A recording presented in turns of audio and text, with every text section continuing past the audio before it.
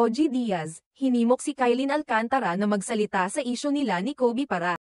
Muling naging usap-usapan sa social media si OG Diaz, isang veteranong komedyante at kilalang talent manager, matapos ang kanyang pinakabagong episode ng Showbiz Update vlog.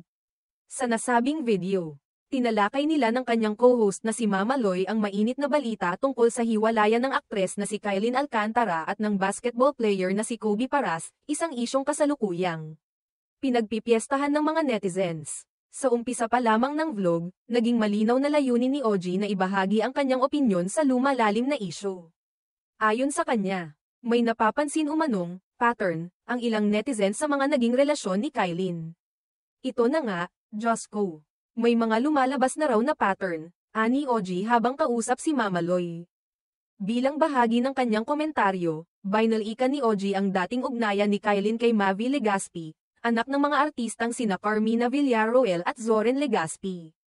Ayon sa kanya, sa panahong magkarelasyon pa sina Kylin at Mavi, may mga kumalat na cryptic post si Carmina na tila patama umano kay Kylin.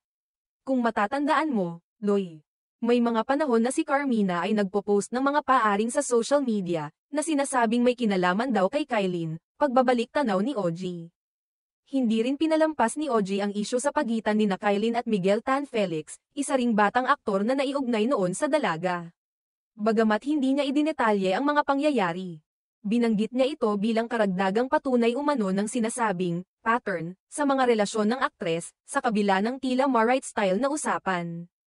Nilinaw ni OG na layunin lamang nila ay pag-usapan ang mga maiinit na isyu sa showbiz at hindi upang manira ng sinuman.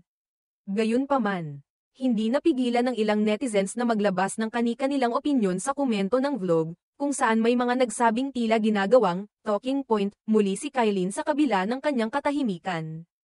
May ilan namang taga-suporta ni Kylin na dumipensa at sinabing hindi dapat basta hinuhusgahan ang isang babae base lamang sa mga nakaraan niyang relasyon.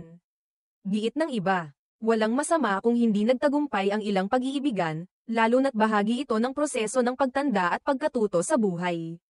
Samantala, ang hiwalayan ni Kylin at Kobe ay naging mainit na paksa hindi lamang sa showbiz news kundi maging sa social media platforms gaya ng Twitter at TikTok. Maraming fans ang nadismaya sa balitang ito. Lalo na't naging vocal ang dalawa tungkol sa kanilang pagmamahalan sa nakaraan. Ngunit tulad ng karamihan ng mga kilalang personalidad, pinili ni Kylin at Kobe na huwag magsalita ng diretso tungkol sa tunay na dahilan ng kanilang paghihiwalay. Habang patuloy na umiinog ang issue, marami ang nagtatanong kung kailan tutugan si Kylin sa mga patutsyada at espekulasyon. Sa ngayon, nananatiling tikom ang bibig ng aktres. At tila mas pinili niyang tahimik na harapin ang mga nangyayari. Sa pagtatapos ng vlog, pinaalalahanan din ni OG ang mga manunood na maging maingat sa pagbibigay ng opinyon at hindi basta-basta naniniwala sa lahat ng nababasa o naririnig online. Ewan ko kung totoo at kung pabubulaanan ito ni Kylin, mas maganda if magsasalita siya, ani niya.